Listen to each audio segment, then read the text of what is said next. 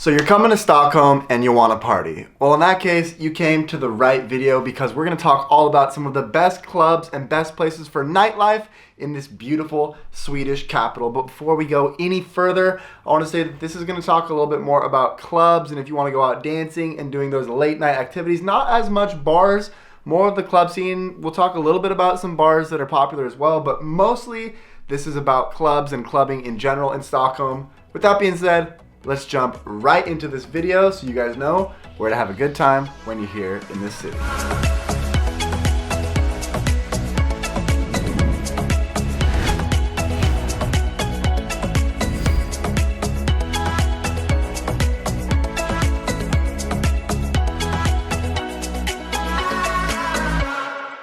Now I think a natural starting place for this video is to start with Stirrupland. Stirrupland is kind of the major clubbing area, I would say, of the city. It's right in the heart, really towards the center.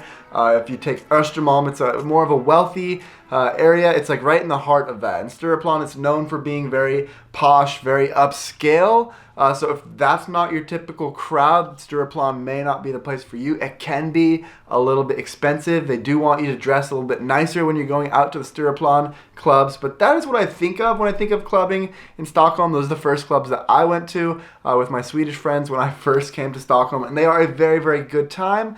But some people don't always have the best experience. If you look on Google reviews and Yelp reviews, a lot of these clubs have 1 or 2 stars on the reviews. And I think that's just because stuff is very expensive. A lot of times the guards can be, they have to be rough. They don't really let everybody in. At a lot of these clubs, it's impossible to get in unless you are on a guest list, which you can sign up through an app. You can always download the Stirrupland app on your phone and try to get on the guest list for some of these parties beforehand. Or if you know somebody, because I've got a large group of Swedish friends here, usually I know somebody who's on the list and then we're able to get into these clubs.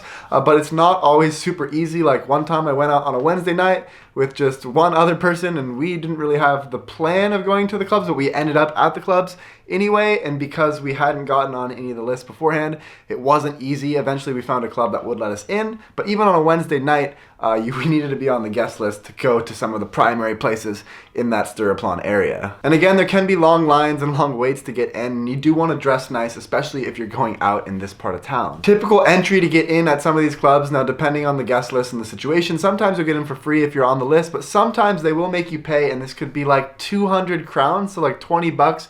Just the entrance to get in, and then when you get inside, drinks are going to be very, very expensive. It's not uncommon to find those beers costing $8 or $9, and then if you want like vodka Red Bulls or any kind of hard drinks, you're looking at like more than $10 in almost every case, even close to $20 in a lot of cases for these drinks in the Stirrupland area. One of the perks of Stirrupland is they do have some clubs that are open late until 5 a.m., whereas most of the other clubs in Stockholm close at 3 a.m. So for people that want that real late night action, there are some great clubs in Stirrupland that are actually open till 5. And coming from America, we never really partied that late. Even in college, I was in a fraternity in college, and people would usually stop partying like between 2 or 3. Maybe there'd be some after parties, but here in Stockholm, the clubs are absolutely packed, especially some of those late night Stirrupland ones, all the way up until 5 a.m., which is absolutely insane to me. I remember when Lynn was in America, we'd go out together and then we'd leave a party at like 1 a.m. and she's like, why are we leaving the party at 1 a.m.?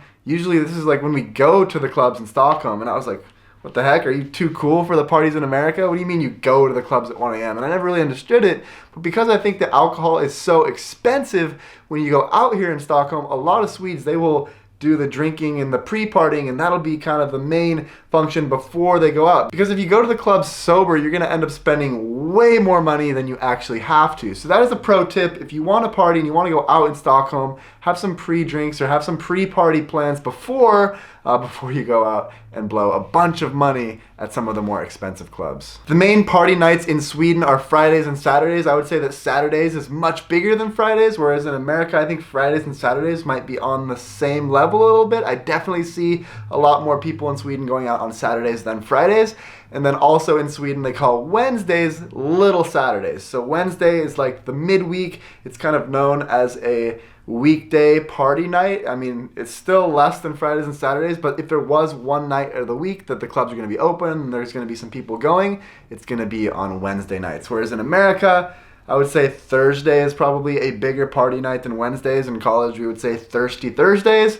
Whereas in Sweden, I think Wednesday has more of that weekday stigma for being a party day. Now, if you're looking for some recommendations of clubs to go out to in Stirrupland, I really like Stirrupland and Hell's Kitchen. They're one in the same company. They're in the same building sort of thing, but Hell's Kitchen is open till 5 and Stirrupland is open till 3. And because my friends usually like to go out late, we usually try to get into Hell's Kitchen because you have an extra 2 hours at Hell's Kitchen. And it's a lot of fun. If you're going with a lot of friends, it's probably going to be a lot of fun wherever you go. This is just a place where I've made the most memories and the place where I've gone out the most. Okay, now that we've covered the very expensive, posh part of Stockholm, the Stirrupland nightlife, let's move down to an area that is going to be a little bit more affordable, a little bit more laid back. You don't need to be on the list to get into these sorts of parties, and this is going to be one of my favorite neighborhoods in Stockholm, Södermalm. Now, Södermalm is that southern island that's still in the center of Stockholm, and it's known for a much more laid-back vibe than the more posh Stirrupland. And here in Södermalm, you can find beers for $3 or $4 in a lot of bars. There's 2 subway stations on the Green Line. There's Slussen and Medborgarplatsen, and that street between those 2 subway stations is just lined with bars where you can drink very, very cheaply. So if you are going to go out for Stirrupland and you want a very amazing night, I would almost recommend, if you don't want to pre-party at home, maybe pre-party at Södermalm and you can get those $3 or $4 beers at some of those bars in a more relaxed environment before you go out to the clubs in Stirrupland. Now, Södermalm itself is a pretty big island. I think it is the biggest island in that Stockholm archipelago of islands that makes up this city. And basically there's little pockets of good bars and restaurants all over Södermalm. Hornstull is another area where there's some good bars and restaurants. And then if you go down to Skanstull, it's the same thing. Pretty much all over Södermalm, you can find some really cool places to go out. And if you go just south of Södermalm and you see the big Stockholm Globe, that's where some of their soccer teams here, Hammarby, for example, they play their football matches in that globe. There are some very, very cool clubs by that globe. For example, Slakthuset, the entry is maybe going to be like 100 crowns on a normal night, unless it's a special night. But Slakthuset, it's kind of a weird name for a club. The direct translation to English would be slaughterhouse. But it's kind of an interesting environment because they've got downstairs where they'll play a lot of hip hop, and then in the summertime, it's a very nice open area upstairs, so you can party underneath the stars. It's more of the outdoor vibes. And if you do like partying outside, I would say one of my absolute favorite places to go out is Underbronnen or Trädgården. There's basically this massive club slash bar underneath the bridge between Södermalm and where the Globe Stadium is, and there's tons of different dance floors. This was actually one of the first places that I ever went out in Stockholm. On one of my first visits, we went out, and it was kind of shocking for me at first because the prices at this Trädgården place were, for me going out in Stockholm for the first time, I was kind of just mind blown because I think the entrance there was like 250 crowns when I went, and I'm going, $25 just to get in? This was absolutely crazy to me.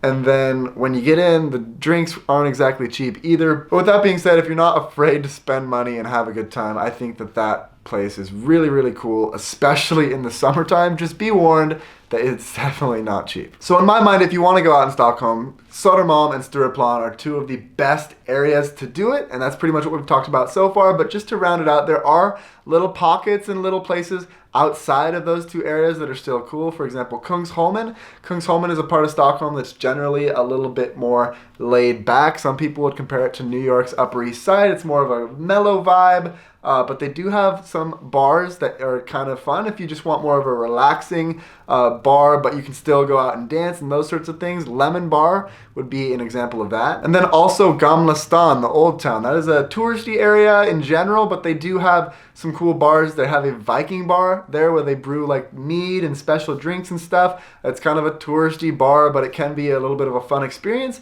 And there's lots of different bars in Gamla Stan that can be fun to explore. I just went to a karaoke night at a bar in the Old Town, and that was super fun. So I would say the Old Town is more with bars, not necessarily clubs as much, and it's also kind of expensive because it's touristy, but they are still very fun nonetheless. Now, since we're talking about nightlife in this video, now is a great time to mention that this video is sponsored by Atomic Vibes Festival in Poland that I will be going to July 12th to 14th. Now, I'm super excited for this festival for several reasons. For one, it's only an hour train ride from Berlin. It is a smaller festival, about 2,000 to 2,500 people expected this time around. But one of the cool things about this festival is that they integrate fun activities, and it's not just the focus on drinking and partying and stuff. They will have some of Poland's biggest DJs coming to this festival, but they also have a ton of cool activities like a color run, beach volleyball, water slides, all this cool stuff, all combined in a music festival. So I'm super excited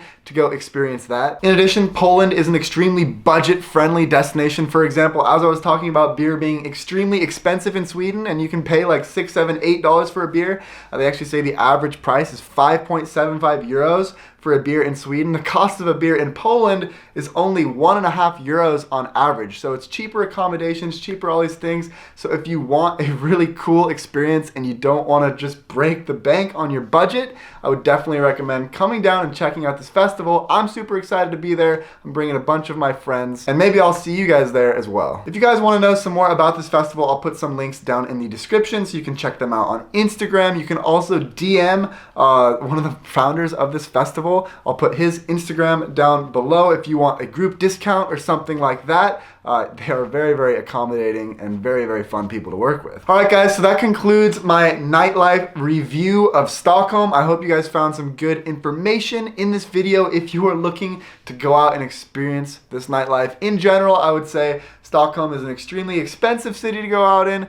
But if you have the right mindset and you're around good people, it's also an extremely fun city to go out in. And I have to say, I go out a lot more living in Stockholm than I did living in Portland in the US, and that is because it is so much fun. So when you come to this city, I do recommend checking out some of the nightlife scenes here. Again, check out Atomic Vibes down in the description. Super excited for that this summer. With that being said, guys, thanks so much for watching, and I'll see you soon in another video.